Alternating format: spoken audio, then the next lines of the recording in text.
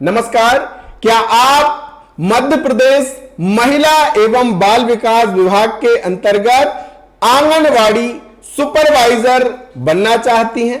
तो आज मैं आपको कैसे आंगनवाड़ी पर्यवेक्षक या जिसको कहें आंगनवाड़ी सुपरवाइजर की नियुक्ति होती है, सब कुछ जानकारी देने वाला हूं। क्या योग्यता होनी चाहिए, कितना वेतन मिलता है, आपका चयन कैसे होता है, किन किन दस्तावेजों की जरूरत पड़ती है, यह तमाम जानकारी इस सिंगल वीडियो में आपको देने वाला हूं। और अगर आप आंगनवाड़ी कार्यकर्ता के रूप में नियुक्त हैं तो आपको इस भर्ती में विशेष छूट भी मिलती है और यह एक सरकारी पद है। आंगनवाड़ी कार्यकर्ता और सहायिका का जो पद होता है वो मान से भी होता है, लेकिन यह एक परमानेंट गवर्नमेंट जॉब है। तो चलिए, अगर आपको इस जॉब को पाना है तो आगे बढ़ते हैं। स्वागत है आप सभी का आपके अपने YouTube चैनल ऑल योजना इन्फो में। भैया मेरा नाम है अरुण लोधी और यहां पे हम बात करते हैं केंद्र सरकार, राज्य सरकार की हर एक स्कीम के विषय में, चाहे हमारी माताओं बहनों के लिए हो, किसान भाइयों के लिए हो, हमारे युवाओं के लिए हो। पूरी जानकारी सही, सटीक, सरल भाषा में मिलती है। अगर आपका परिवार किसी भी शासकीय योजना से वंचित होना नहीं चाहता तो आपको क्या करना है, ऑल योजना इन्फो परिवार के पक्के सदस्य बन जाना है। सब्सक्राइब का बटन दबाना है, बेल आइकन की घंटी को प्रेस करना है ताकि हमारी आने वाली जो वीडियो है वो आपको मिल सके। तो चलिए साथियों, शुरू करते हैं और मैं निकाल लेता हूं ऑफिशियल नोटिफिकेशन। यह पद होता है मध्य प्रदेश महिला एवं बाल विकास विभाग तृतीय श्रेणी का यह पद है और आपका जो पदनाम होता है वो पर्यवेक्षक आंगनवाड़ी सुपरवाइजर भी। आंगनवाड़ी सुपरवाइजर का जो काम होता है, आपको 10 से 15 आंगनवाड़ी केंद्र सेक्टर वाइज आपको दे दी जाती हैं और आप एक प्रकार से उनका सुपरविजन करते हैं, उनका मार्गदर्शन करते हैं, उनके सेंटर की आंगनवाड़ी केंद्रों की विजिट करते हैं। सारी चीजों का काम आपका होता है ताकि आंगनवाड़ी केंद्र अच्छे से संचालित होते रहे। अब आंगनवाड़ी सुपरवाइजर में 2 तरीके के आवेदक होते हैं। पहले क्या कि जो आंगनवाड़ी कार्यकर्ता होती हैं उनके लिए अलग से पद रखे जाते हैं और जिनके पास 5 साल का अनुभव है वो इसके लिए आवेदन कर पाती है, उनको विशेष छूट मिलती है। और आंगनवाड़ी कार्यकर्ता के जो रूप में नियुक्त हैं, 5 साल का अनुभव है तो कक्षा 12वीं पास ही वो आवेदन कर सकती हैं। लेकिन जो खुली भर्ती होती है उसमें ग्रेजुएशन आपका होना जरूरी है। जो महिला फॉर्म भरने जा रही हैं, आपका ग्रेजुएशन होना जरूरी है। अगर आप आंगनवाड़ी कार्यकर्ता हैं तो 12वीं पास और 5 साल का अनुभव आपके पास होना चाहिए। इसमें अगर हम बात करें फॉर्म भरने की तो आपका जो फॉर्म होता है वो ऑनलाइन भरा जाता है।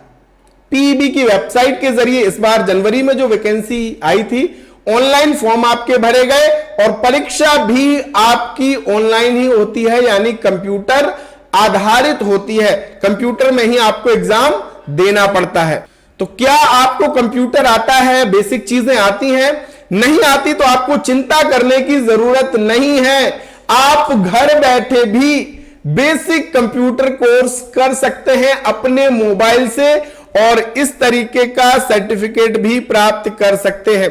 चाहे हमारे आंगनवाड़ी कार्यकर्ता सहायिका बहनें हो, हमारे स्टूडेंट हैं, जिनको भी बेसिक कंप्यूटर कोर्स करना है वो घर बैठे कर सकते हैं, कहीं जाने की जरूरत नहीं है। और इसमें आपको सीएससी एकेडमी की तरफ से यह सर्टिफिकेट भी दिया जाता है, जिसे आपको जहां भी बेसिक कंप्यूटर मांगा जाता है वो आप सर्टिफिकेट लगा सकते हैं। 36 घंटे का ये कोर्स होता है और इसको करने के लिए आपको केवल खर्च करना है 399 रुपए। तुरंत आईडी पासवर्ड मिलता है, आप उसको लॉगिन करके अपनी जो ट्रेनिंग है, कोर्स है, उसको स्टार्ट कर सकते हैं। असेसमेंट कंप्लीट करने के बाद ये सर्टिफिकेट आपको प्राप्त हो जाता है। तो अगर आपको भी ये बीसीसी बेसिक कंप्यूटर कोर्स करना है, आज हर एक क्षेत्र में बेसिक कंप्यूटर का नॉलेज होना बहुत जरूरी है।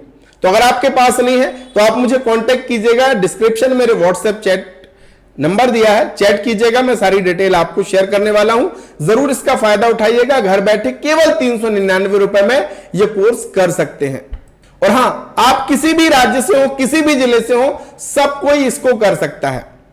तो आपका ऑनलाइन एग्जाम होता है और इसमें 200 प्रश्न इसमें पूछे जाते हैं।